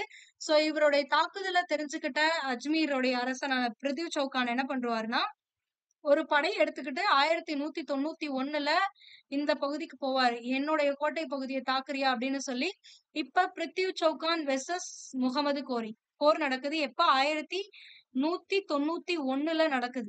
சோ இந்த போர்ல என்ன ஆகும் அப்படின்னா, பிரித்திவ் சௌகான் வின் பண்ணிருவாரு. முகமது கோரி தோல்வியுற்றுருவார். இது ரொம்பவே முக்கியமான ஒரு விஷயம். ஏன் அப்படின்னா இந்த போர் தான் முதலாம் தரைன் போர் அப்படின்னு அழைக்கப்படக்கூடியது. ஓகேங்களா? சோ இது அடிக்கடி கேட்பாங்க. யார் யாருக்கும்? பிரித்திவ் சௌகானுக்கும் முகமது கோரிக்கும் நடக்குது. எதனால? தபகர் ஹிந்தா கோட்டைய முகமது கோரி தாக்குறதுனால 1191ல நடக்கக்கூடிய முதலாம் தரைன் போர். இதுல முகமது கோரி தோல்வி அடைஞ்சிறாரு. சோ இதனால இத வந்து எப்படி நினைக்கிறாரு அப்படின்னா, சௌகான் வந்து முகமது கோரி வந்து ஒரு வலிமை இல்லாத ஒரு பெர்சன். சும்மா ட்ரை பண்ணலான்னு பண்ணாரு, தோத்துட்டாரு. அவர் வந்து ஒரு வலிமை இல்லாத பெர்சன் அப்படின்னு நினைச்சிட்டு அப்படியே ஈஸியா விட்டுறாரு. ஒரு எல்லைக்காக நடந்த சண்டையா மட்டும் தான் பாக்குறாரு. இங்க வந்து ஆட்சிலாம் வந்து பிடிக்க முடியாது அவரால. அந்த அளவுக்கு ஒரு வலிமையானவர்லாம் கிடையாது அப்படின்லாம் இவரு நினைச்சிடுறாரு. அதனால இவர் மறுபடியும் தாக்குதல்லாம் ஆல்ரெடி பண்ணிட்டாருல்ல, இதுக்கப்புறம் பண்ண மாட்டாரு அப்படின்னு முகமது கோரி வந்து தாக்குதல் நடத்த மாட்டார் அப்படின்னு சொல்லி இவர் நினைச்சிடுறாரு. ஆனா எதிர்பார்க்காத நேரத்துல மறுபடியும் வந்து முகமது கோரி வந்து மறுபடியும் போர் நடப்பாரு. இந்த முதலாம் தரைன் போர்ல என்ன ஆகும் அப்படின்னா, முகமது கோரி வந்து காயப்பட்டுருவாரு. சோ அந்த மாதிரி காயமடையும் பொழுது ஒரு குதிரை வீரர் தான் வந்து என்ன பண்ணுவாருன்னா, இவர காப்பாத்தி ஒரு பாதுகாப்பான இடத்துக்கு கொண்டு போருவாரு. சோ பிருத்திவி சௌகான் நினைச்சதுக்கு மாறா இப்ப மறுபடியும் அடுத்த வருஷமே ஒரே வருஷம் தான் 1192ல மறுபடியும் பிருத்திவி சௌகான் வெர்சஸ் முகமது கோரி. இப்போ இந்த போர் நடக்கும். ஆக்சுவலா இந்த போர்ல முகமது கோரி வின் பண்ணுவாரு. இதுக்கு முக்கியமா ஒரு ரீசன் இருக்கு. அது இங்க உங்களுக்கு குடுக்கல. முகமது கோரியோடைய மாமனார் ஒருத்தர் இருப்பாரு. அவர் பேர் என்னன்னா, அவர பத்தி அடுத்து படிப்பீங்க. ஜெயச்சந்திரன் அப்படிங்கிறவரு. சோ முகமது கோரி சாரி பிருத்திவி சௌகானுடைய மாமனார் வந்து ஆம், ஜெயச்சந்திரன். ஜெயச்சந்திரன் வந்து முகமது கோரிக்கு ஹெல்ப் பண்ணுவார். ஏன் ஹெல்ப் பண்ணுவாரு அப்படிங்கறத தெரிஞ்சுக்கோங்க. மாமனார் தானே, அப்புறம் ஏன் இவருக்கு போய் ஹெல்ப் பண்றாரு? முகமது கோரிக்கு ஏன் ஹெல்ப் பண்றாரு அப்படின்னா, பிருத்திவி சௌகான் வந்து சம்யுக்தா அப்படிங்கிறவங்கள காதலிப்பாங்க. இந்த சம்யுக்தா அப்படிங்கிறவங்க யாருன்னா வேற யாரும் இல்ல, இந்த ஜெயச்சந்திரனோட மகள் தான் வந்து சம்யுக்தா. சோ இந்த ஜெயச்சந்திரன் ஆட்சி செய்யக்கூடிய பகுதி உத்தரப்பிரதேசம்ல இருக்கக்கூடிய கன்னோஜ் பகுதி, உத்தரப்பிரதேஷ். ஆனா பிருத்திவி சௌகான் இருக்கிறது ராஜஸ்தான். சோ சம்யுக்தாவுக்கும் பிருத்திவி சௌகானுக்கும் காதல் இருக்கும். இது சம்யுக்தா காதல் கதைன்னு நீங்க ஒரு பெரிய நாவலையே வந்து படிக்கலாம். ஒரு இதுவே கொடுத்திருப்பாங்க, ஒரு புக்கே இருக்கு. சோ இந்த மாதிரி சம்யுக்தாக்கும் பிருத்திவி சௌகானுக்கும் காதல் நடக்கும். அது வந்து ஜெயச்சந்திரனுக்கு பிடிக்காது. இதோட மட்டும் இல்லாம என்ன பண்ணுவாருன்னா, பிருத்திவி சௌகான் வந்து சம்யுக்தா வந்து தூக்கிட்டு வந்துருவாரு. தூக்கிட்டு வந்து கல்யாணம் பண்ணிப்பாரு. சோ அதனால ஜெயச்சந்திரனுக்கு வந்து இவர் மேல வந்து ஒரு பெரிய அதிருப்தி, அதுவும் இல்லாம பிடிக்காது. சோ இந்த விஷயத்தினால. அதனால இவர் ஜெயச்சந்திரன் என்ன பண்ணுவாருன்னா, முகமது கோரிக்கு சப்போர்ட் பண்ணுவாரு. இந்த சப்போர்ட்னால முகமது கோரி என்ன பண்ணிருவாருன்னா, பிருத்திவி சௌகான தோற்கடிச்சிருவாரு. அதுவும் இல்லாம பிருத்திவி சௌகான் வந்து முகமது கோரிய அவ்வளவு பெருசா வந்து எடை போடல. நீ வலிமை என்கிட்ட முதல்லயே தோத்தவன் தானே, நீ என்ன பெருசா பண்ணிட முடியும் அப்படின்னு சொல்லி ஒரு சின்ன படையோட தான் போவாரு. மறுபடியும் இந்த 2ஆம் தரையின் போர் அப்போ. சோ 1192 2ஆம் தரையின் போர். 2ஆம் தரையின் போர்ல பிருத்திவி சௌகான் வெர்சஸ் முகமது கோரி. இதுல முகமது கோரி வின் பண்ணிடுறாரு. இதுக்கான ரீசன்ஸ் இதுதான். சோ இவ்வளவுதான். சோ இப்ப என்ன ஆகும் அப்படின்னா, போர்ல வெற்றி பெற்றாலுமே என்ன பண்ணுவாரு அப்படின்னா, முகமது கோரி வந்து நீயே இந்த பகுதியெல்லாம் வச்சுக்கோப்பா அப்படின்னு சொல்லிடுவாரு. வச்சுட்டு என்கிட்ட வந்து கப்ப மட்டும் கட்ட அந்த மாதிரி கொன்றுவாரு.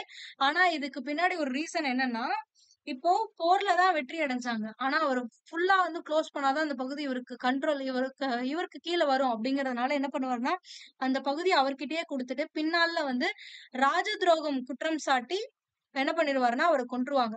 நீ வந்து எனக்கே வந்து துரோகம் பண்ணிட்ட அப்படின்னு சொல்லி பிருத்திவி சௌகான கொன்றுவாங்க. சோ இதுதான். சோ இதுக்கப்புறம் என்ன பண்ணுவாங்கன்னா, இந்த பகுதிகளை வந்து தன்னோட நம்பிக்கைக்குரிய தளபதியான குத்புதீன் ஐபக் வந்து ஆட்சியாளரா நியமிக்கிறார். யாரு? முகமது கோரி. இவர் வென்ற பகுதியை குத்புதீன் ஐபக் கிட்ட கொடுத்து, இந்த பகுதியில நீ தளபதியா இரு அப்படின்னு சொல்லிடுறாரு. புரிஞ்சுங்களா? இந்த ஸ்டோரி இவ்வளவுதான். 1ஆம் தரையின் போர், 2ஆம் தரையின் போர். அதுக்கு அடுத்து என்ன ஆகும் அப்படின்னா, முகமது கோரிக்கு ஹெல்ப் பண்ணாருல்ல 2nd தரையின் போர்ல, யார் ஹெல்ப் பண்ணா? பிருத்திவி சௌகானோட மாமனார்.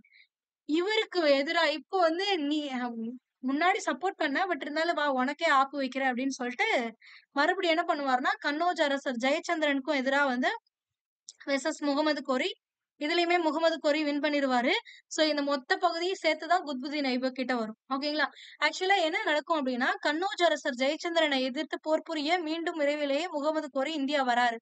சோ இவர் வந்தப்போ கோரியை எதிர்த்த போரில ரஜபுத்திரர்கள் யாருமே வந்து இந்த ஜெயச்சந்திரனுக்கு ஹெல்ப் பண்ணல. ரஜபுத்திரர்கள்ங்கிறது இந்தியாவுடைய அந்த மத்திய பகுதிகள் இருக்கு பாருங்க. ராஜஸ்தான், மத்திய பிரதேசம், டெல்லி, அடுத்தது பஞ்சாப், ஹரியானா, உத்தரப்பிரதேஷ், இந்த பகுதிகள் எல்லாமே சேர்த்ததுதான். இங்க எல்லாமே அந்தந்த ஆட்சியாளர்கள் இருப்பாங்க. அவங்களதான் ரஜபுத்திரர்கள்னு சொல்லுவாங்க. சோ எந்த ரஜபுத்திரர்களுமே வந்து இந்த மாதிரி செகண்ட் டைம் ஜெயச்சந்திரனோட வந்து போரிடும் பொழுது யாருமே ஹெல்ப் பண்ண மாட்டாங்க. ஏன் அப்படின்னா, இங்க அந்த ஸ்டோரி கொடுத்திருக்காங்க பாருங்க. ஜெயச்சந்திரன் மகள் சம்யுக்தாவை பிருத்திவி சௌகான் கடத்தி சென்றதையொற்றி இவருக்கும் பிருத்திவி சௌகானுக்கும் இடையே வந்து பகை இருந்திருக்கும். அந்த பகையினால இவர் வந்து தனிமைப்படுத்தப்பட்டாரு ஜெயச்சந்திரன். எல்லாருமே வந்து பிருத்திவி சௌகானுக்கு சப்போர்ட் பண்ணிட்டாங்க. தப்பு இல்லப்பா, இதுல என்ன இருக்கு, இதுக்கெல்லாம் போய் நீ பகையாளியா இருக்கே அப்படின்னு சொல்லிட்டு பிருத்திவி சௌகான் பக்கம் எல்லாருமே இருந்ததுனால இவருக்கு வந்து ஹெல்ப் பண்ண மாட்டாங்க. அதனால ஈஸியா வந்து இவரை வந்து கொன்றுவாங்க. சோ இவர் வந்து தோற்கடிக்கப்படுறாரு. ஆனா இந்த மாதிரி ஜெயச்சந்திரனை வென்று முகமது கோரி நிறைய செல்வத்தோட திரும்பி போவாரு. அந்த பகுதியில ஆட்சியாளர் குத்புதீன் ஐபக்க நியமிச்சுட்டு திரும்பி போவாரு. அந்த மாதிரி ரிட்டர்ன் போகும்பொழுது என்ன ஆயிடும் அப்படின்னா, அடையாளம் தெரியாத நபர்களால முகமது கோரி கொல்லப்படுகிறார். புரிஞ்சுங்களா? ஃபர்ஸ்ட் பிருத்திவி சௌகான் 1ஆம் தரையின் போர், பிருத்திவி சௌகான் வின் பண்ணிடுவாரு. செகண்ட் தரையின் போர்ல முகமது கோரி வின் பண்ணிடுவாரு.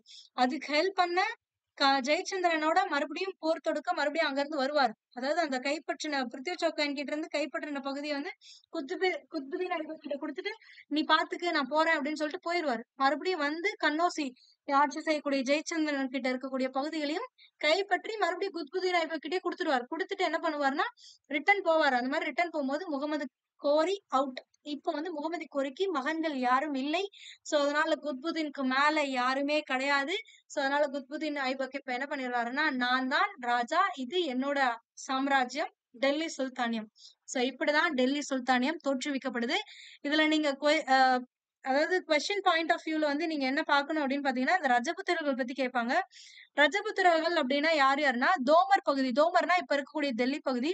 சவுகான்கள் அப்படிங்கிறவங்க ராஜஸ்தான் பகுதியில இருக்கவங்க. அதாவது தோமர் அப்படிங்கிறவங்க தில்லி பகுதியில இருந்தவங்க தோமர்கள் அப்படின்னு சொல்லுவாங்க. சவுகான்கள்னா ராஜஸ்தான்ல. சோலங்கி அப்படிங்கிறவங்க குஜராத் பகுதியில இருந்தவங்க தான் சோலங்கி. மால்வா பகுதியில இருந்தவங்க பரமர்னு சொல்லுவாங்க. கன்னோசி பகுதியில இருந்தவங்க கடவாலா. கன்னோசி கடவாலா புரிஞ்சுங்களா?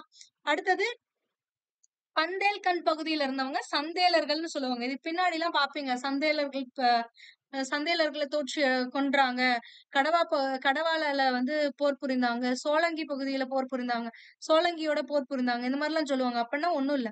டோமர் அப்படின்னா தில்லி பகுதியை சேர்ந்தவர்கள். ராஜஸ்தான் சவுகான், குஜராத்ல இருந்தவங்க சோலங்கி, மால்வா பகுதியில இருந்தவங்க பரமர், அதுக்கடுத்து கன்னோசி உத்தரப்பிரதேசத்துல இருந்தவங்க யாருன்னா கடவாலா அப்படிங்கிறவங்க. பந்தேல்கண்ட் பகுதினா ஒண்ணும் இல்ல மத்திய பிரதேசம் தான். மத்திய பிரதேசத்துக்கு மேல இருக்கக்கூடிய ஒரு போர்ஷன் தான். அதே மாதிரி இந்த மால்வா பகுதிங்கிறது ராஜஸ்தானோட ஒரு பகுதி, மத்திய பிரதேசத்தோட மேற்கு பகுதி இப்ப இருக்கிறதுல சொல்றேன். சோ இது வந்து இந்த ஊரை வந்து மேட்ச் பண்ண சொல்லுவாங்க யார் யாருன்ட்டு. இந்த மாதிரி ஒரு கொஸ்டின் கேட்டிருக்காங்க. அடுத்தது ரஜபுத்திரர்களுக்கும் இந்த முகமது கோரி இஸ்லாமியர்கள் அதாவது துருக்கியர் படைகளுக்கும் என்ன வித்தியாசம் அப்படின்னா 2 பேருமே ஒரே மாதிரிதான் போர் பாரம்பரியம் கொண்டவங்க. ஆனா வந்து இவங்க வந்து துருக்கியர்களோட குதிரைப்படை வந்து பழமான ஒரு குதிரைப்படை. சோ அதுலதான். ஆனா இந்த ரஜபுத்திரர்கள் என்ன பண்ணுவாங்கன்னா யானை படைகளை மையப்படுத்தி இவங்க வந்து இது பண்ணுவாங்க. ஆனா அவங்க வந்து குதிரைகள் வந்து பன்மடங்கு வேகம் கொண்டவை. யானைகளோட ஒப்பிடும் பொழுது குதிரை என்ன சொல்றது வேகமா போகும்.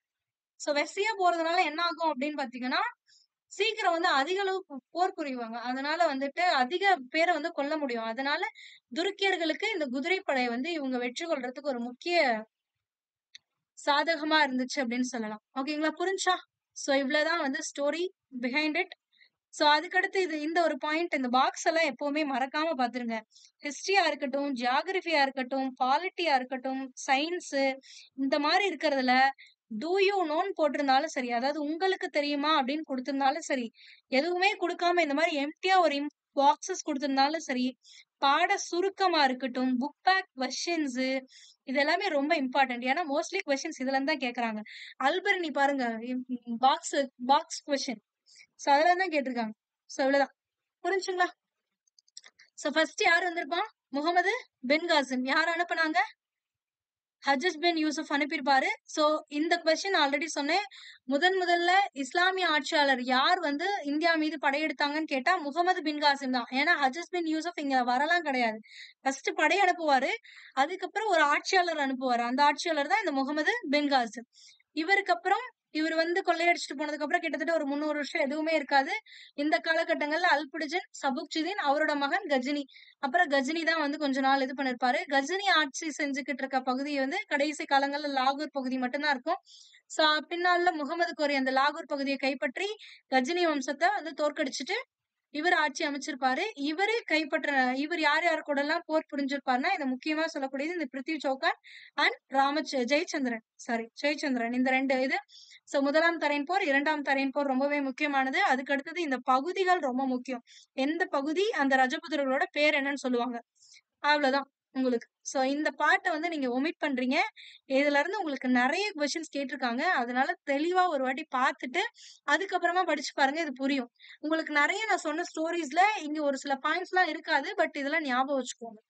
இது எக்ஸாம் பாயிண்ட் ஆஃப் வியூல தேவையில்லைதான். அந்த எக்ஸ்ட்ரா நான் சொன்னதுல எக்ஸாம் பாயிண்ட் ஆஃப் வியூல ஒரு சிலது தேவை, ஒரு சிலது தேவையில்லைதான். பட் இருந்தாலும் ஸ்டோரி வந்து ஒரு கன்சாலிடேட்டடா ஒரு ஸ்டோரி மாதிரி கண்டினியூவா வந்தா தானே புரியும். அதனால இது எல்லாத்தையுமே ஸ்டோரியா ஞாபகம் வச்சுக்கோங்க. சோ அடுத்த வீடியோல இந்த அடிமை வம்சம் அதாவது 5 வம்சங்களை பத்தி டீட்டெயில்டா நம்ம பார்க்கலாம். சோ ஃபர்ஸ்ட் ஆல்ரெடி சொன்ன மாதிரி தான் 7th பார்க்கல அப்படின்னா 7th பார்த்துட்டு தான் அடுத்த செகண்ட் வீடியோ பார்க்கணும் நீங்க. ஏன்னா 7th வந்து ரொம்பவே இம்பார்ட்டன்டான ஒன்று. அடுத்து 11th இதை பார்த்துடுங்க. தயவு செய்து இப்ப பார்த்த விஷயங்கள் ரொம்பவே இம்பார்ட்டன்ட். மறக்காம படிச்சிருங்க. யார் அது இம்பார்ட்டன்ட் இல்லைன்னு சொன்னாலும் கேட்காதீங்க, படிங்க. ஓகேங்களா? ஏன்னா குரூப் 2ல கொஸ்டின் கேட்டிருக்காங்க. 2A 1லலாம் கேட்டிருக்காங்க. ஸோ அதனால படிச்சிருங்க. தேங்க்யூ. நெக்ஸ்ட் வீடியோல பார்க்கலாம். Bye bye.